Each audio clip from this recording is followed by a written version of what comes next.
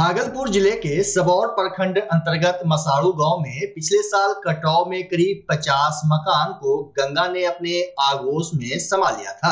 लोग बेघर हो गए थे। वहीं जिला प्रशासन के द्वारा 35 कटाव पीड़ितों को 1,20,000 रुपये मुआवजा देने को लेकर पत्र दिया गया था, लेकिन आज तक मुआवजा की राशि नहीं मिली, जिसको लेकर आशीष मंडल के द्वारा कई दिनों से अनशन किया जा रहा है। अनशन पर बैठे आशीष मंडल की तबीयत बिगड़ने लगी है। हालांकि डॉक्टर की टीम अनशन स्थल पहुंचकर जांच की और कहा कि उनकी हालत बिगड़ रही है। वहीं आज आशीष मंडल की हालत नाजुक हो गई, जिसके बाद एम्बुलेंस से उन्हें मायागंज अस्पताल लाया गया। अस्पताल में भी आशीष के शुभचिंतकों की भीड़ जुटी रही, जबकि डॉक्टरों की टीम ने इलाज शुरू कर दिया है। उन्हें सलाइन दिया जा रहा है। बता दें कि इस पूरे मामले को लेकर आज पूर्णिया के सांसद पप्पू यादव ने भी फेसबुक पर लाइव आकर सबौर प्रखंड के मसाड़ू गांव का मुद्दा उठाया था। पप्पू यादव के साथ लाइव में गोपालपुर के जदयू विधायक सह आशीष मंडल के पिता गोपाल मंडल भी मौजूद थे।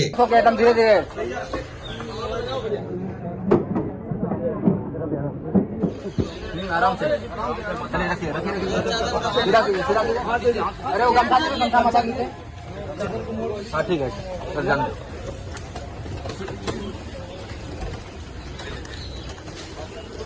थोड़ा सा डॉक्टर को भी देना। हटिए, साइड हो जाइए आप।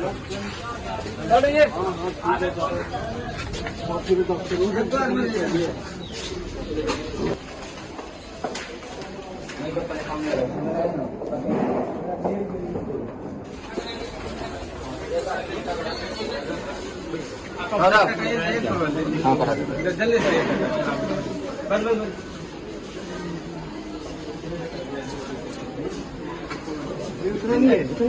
जल्दी से छोड़ दिए, सुना नहीं है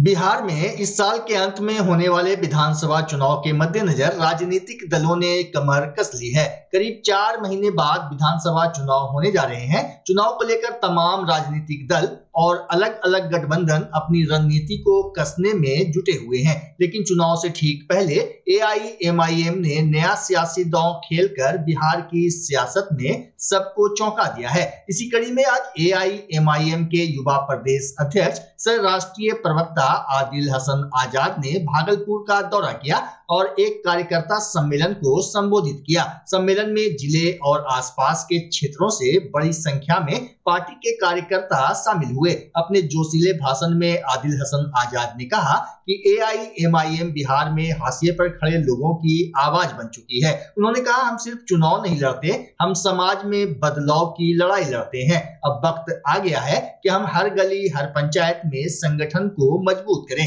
साथ ही उन्होंने राज्य और केंद्र सरकार पर निशाना साधते हुए कहा कि दलित, पिछड़े और अल्पसंख्यक समाज को अब भी उनके अधिकार नहीं मिल रहे हैं। आदिल ने कार्यकर्ताओं से बूथ स्तर तक पार्टी को मजबूत करने का आह्वान किया। सम्मेलन में पार्टी की आगामी रणनीति पर चर्चा हुई और जल्द ही एक बड़ी जनसभा आयोजित करने पर विचार विमर्श किया गया। वहीं हबीबपुर चौक के समीप स्थित एक मैरिज हॉल में उन्होंने प्रेस वार्ता कर पार्टी के मुखिया असदुद्दीन ओवैसी के संदेश को दोहराया। मौके पर प्रदेश सचिव मोहम्मद इश्तियाक आलम ने भी अपनी बात रखी। प्रेस वार्ता में प्रदेश के कई नेता मौजूद रहे। इसके पूर्व अपने संबोधन में AIMIM के युवा प्रदेश अध्यक्ष आदिल हसन ने भागलपुर जिला के संगठन प्रभारी सह नाथनगर विधानसभा क्षेत्र के भावी प्रत्याशी मोहम्मद इस्माइल के कार्यों की प्रशंसा की। साथ ही उन्होंने बताया कि AIMIM बिहार के भागलपुर, नाथनगर, कहलगांव, पीरपैंती और मुंगेर जिला में भी चुनाव लड़ने की तैयारी कर रही है। जबकि प्रदेश सचिव इश्तियाक आलम ने बताया कि नाथनगर विधानसभा का चुनाव पूरी मजबूती से लड़ा जाएगा। वहीं जिला संगठन प्रभारी मोहम्मद इस्माइल, जिला अध्यक्ष हाजी शाहीन समेत कई नेता और कार्यकर्ताओं ने युवा प्रदेश अध्यक्ष आदिल हसन का गर्मजोशी के साथ स्वागत किया। आज हिंदुस्तान में मजलूमों की आवाज है। जब से ऑपरेशन सिंदूर हुआ, आप बड़ी तादाद में लोग हैं। मुस्लिम भाई जो उनको बैरिस्टर साहब को कुछ समझता था, लेकिन उसने दिल से बोला कि नहीं, हिंदुस्तान में अगर भारत का सच्चा बेटा अगर कोई है, तिरंगा को सबसे बुलंदी से किसी ने लहराया, जिसने टोपी के ऊपर तिरंगा का पगड़ी पहना, उसका नाम बैरिस्टर असदुद्दीन है। आपका जिक्र है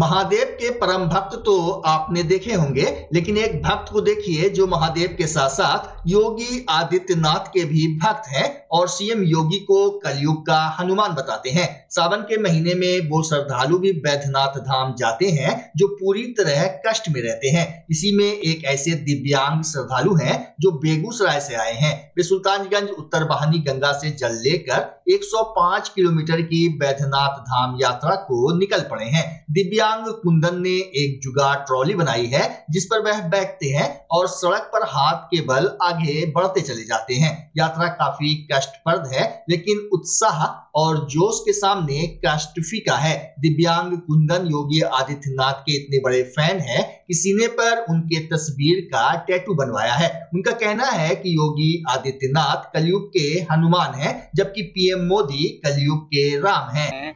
ये सब बाबा का ही महिमा है। हमारा आपका क्या लीला है जो हम चल इतना साहस कर।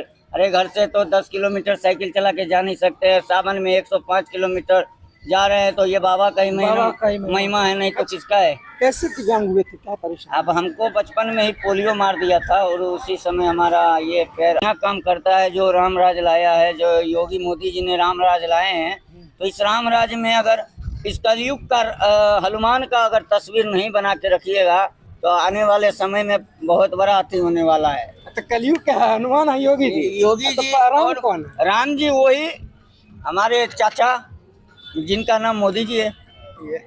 कलयुग का राम वो है और हनुमान जी योगी जी है।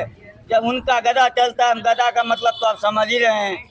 उसके बाद तो आपको क्या कहूँ, अब बिहार में भी मैं चाहता हूँ हमारे योगी सरकार जैसे किए हैं उत्तर प्रदेश में, ऐसा ही अभी आने वाले चुनाव में हमारे बिहार सरकार को भी कुछ परिवर्तन करना होगा, और नहीं तो 2029 में बाबा को पीएम बनाएंगे तो हमारा बिहार ऐसा ही होना चाहिए। जितना साले चोर बेईमान लोग हैं लूट के खा रहे हैं हमारे बिहार में, सबको भगाना चाहिए। मांगेंगे क्या महादेव से? हम महादेव से ये मांगते हैं, सबसे पहले तो मुझे एक बार खेसरिया के साथ डांस करना है। हम बहुत बड़ा कलाकार भी है, बहुत बड़ा कलाकार है। यूट्यूब पे आप सर्च मार के देख सकते हैं। भागलपुर जिला के खरीक थाना अंतर्गत चुरहर गांव में गोली फायरिंग की घटना सामने आई है। बता दें कि बीते 10 तारीख को सुमित कुमार के ऊपर फायरिंग की गई, लेकिन उसकी जान बाल बाल बच गई और आंखों में चोट लग गई, जिसके बाद सुमित को डायल 112 की मदद से अस्पताल में एडमिट कराया गया। वहीं बेहतर इलाज के लिए उसे मायागंज अस्पताल रेफर कर दिया गया। सुमित कुमार ने बताया कि मोनू, अमलेश और पवन घर बनाने के क्रम में रंगदारी मांग रहे थे, नहीं देने पर उसके ऊपर हमला किया गया। बोलिए यही सर कि सीधा कल कि कुछ भी करबे ने जो तो गोलियों मारबे तोरा कुछ नहीं चलता। मैं गोली मारी के जेबी में रखे छे थाना के। हाँ, ये बोला था पवन कुमार। हाँ, अमलेश मंडल वही पार्टी है जो मार रहा है।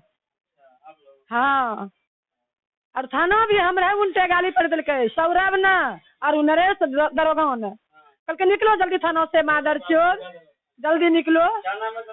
दरोगा के सौरभ बाबू, हाँ, एक नरेश बाबू, हाँ, दोनों, एक छोटा दरोगा एक बड़ा दरोगा से।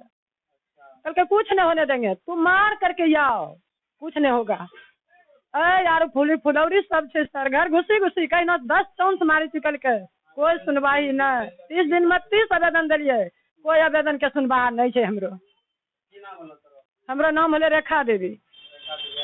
वो बेटा के सर, दोनों बेटा के शादी करे चलिए। कल के बिहार नहीं हुआ तो वो श्राद्ध करबो, वो बिहार के लगा लगी गोली चला देने रहे।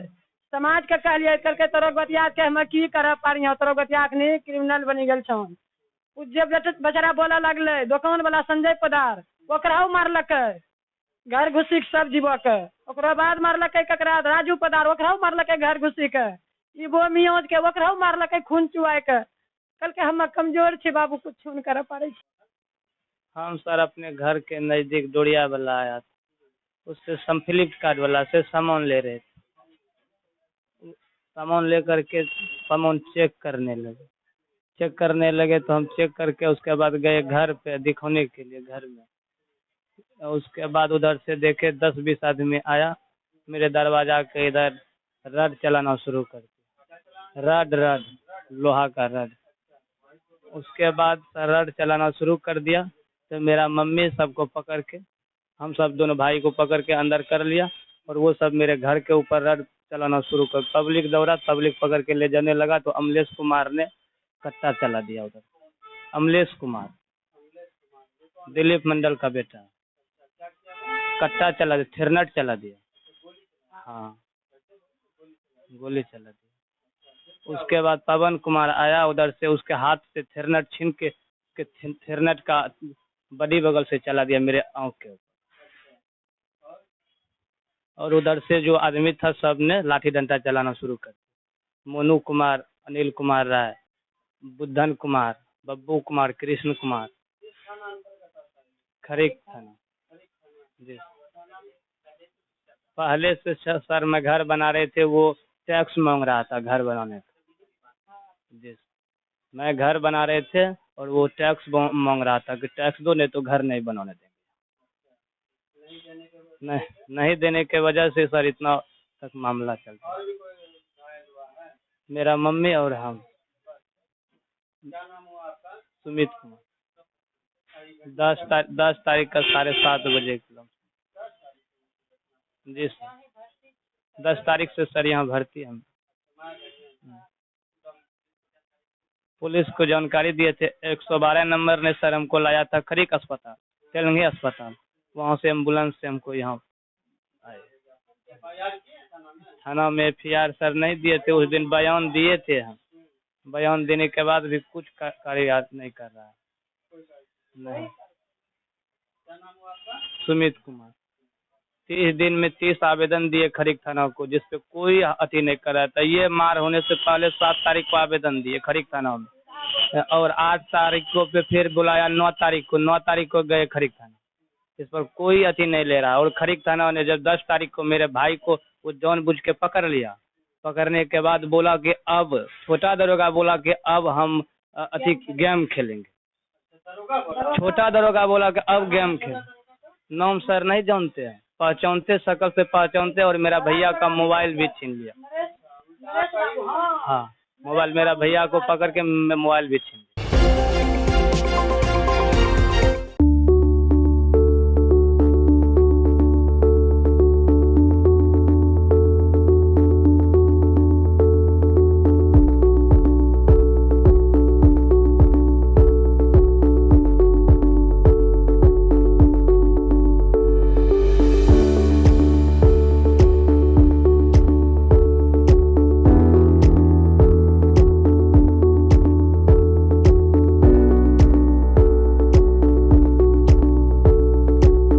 बच्चा जब जन्म लेता है तो कई बार बच्चा तुरंत नहीं रोता है, रोने में देर हो जाता है। ऐसे में बच्चा क्षतिग्रस्त हो जाता है और उसके बचने की संभावना कम हो जाती है। और यदि बचा तो भविष्य में उसमें विकलांगता की समस्या आती है, जिसे CP कहते हैं, जिसका कोई माकूल इलाज नहीं है और ज़िंदगी भर बच्चा विकलांगता से जूझ सकता है। ऐसे में पूरे संसार में कूलिंग थेरेपी का सहारा लिया जाता है। जन्म से ठीक 6 घंटा के अंदर यदि उसको कूलिंग थेरेपी दिया जाए तो उससे उसका CP की समस्या कम होती है और बचने की भी संभावना बढ़ती है।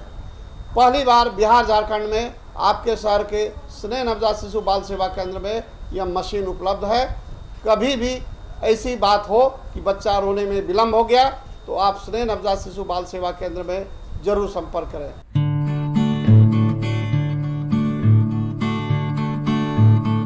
रिंकू LED बल्ब, एक बार लाओ और चलाते ही जाओ। हमारे LED बल्ब्स है क्वालिटी में नंबर 1 और एनर्जी एफिशिएंट, जो रखे एनवायरनमेंट और आपके बिजली के बिल दोनों का ख्याल। रिंकू LED बल्ब के साथ एनर्जी बचाओ और बिल घटाओ। ये है पावर सेविंग लाइट जो चले लंबे समय तक और रखे आपके घर को रोशन। हमारे यहाँ LED लाइट्स मिलते हैं एक व्यापक रेंज में, जो आपकी हर जरूरत को पूरा करेगी। लेकिन यही नहीं, हमारे LED लाइट सिर्फ चमकदार नहीं बल्कि एनवायरनमेंट फ्रेंडली भी है। तो आज ही लाओ रिंकू LED बल्ब और पाओ 1 साल की वारंटी का भरोसा। रिंकू LED बल्ब्स, नई जनरेशन के स्मार्ट बल्ब्स। आज ही संपर्क करें 8651063786 या मेल करें rinkooledbulb@gmail.com। हमारा पता असाननपुर, भागलपुर, बिहार 812002। वैशाली जिला के पातेपुर प्रखंड के डभैच गांव में बाबा दरवेश्वर नाथ प्राचीन शिव मंदिर स्थित है। यह मंदिर लोगों की आस्था का केंद्र है। सावन माह में दूर दराज से लोग यहां जलाभिषेक करने पहुंचते हैं। मनौती पूरी होने के बाद यहां लोग चढ़ावा चढ़ाने भी पहुंचते हैं। वर्षों पुराने इस मंदिर के प्रति श्रद्धालुओं में अटूट आस्था है। यहाँ सावन माह की सोमवारी एवं महाशिवरात्रि के मौके पर बड़ी संख्या में शिव भक्तों का जुटान होता है। देखिए संवाददाता मृत्युंजय कुमार की यह रिपोर्ट। सावन माह का शुरुआत 11 जुलाई से हो चुका है। हिंदू पंचांग के अनुसार यह 5वां महीना होता है। सावन माह जो है भगवान शिव को अत्यंत प्रिय है। तमाम इस चीज़ों पर बात करने के लिए हमारे साथ मौजूद है मंदिर समिति के अध्यक्ष अभिजीत जी। इनसे जानने की कोशिश करते हैं कि जो कितना महत्वपूर्ण होता है हिंदू धर्म में। ये जो है बाबा सबसे पहले ये बताएंगे कि सावन माह जो है हिंदू धर्म के लिए और भगवान शिव के लिए कितने महत्वपूर्ण होते हैं। भक्त और भगवान के लिए, दोनों के लिए अति प्रिय है। भगवान शंकर को सावन मास सबसे प्रिय है और भक्त के लिए भी लाभ उठाने का अवसर है।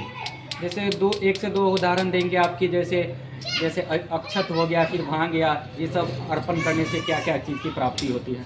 शास्त्रों में इसका अलग अलग वर्णित है। अक्षत चढ़ाने से धन लाभ होता है।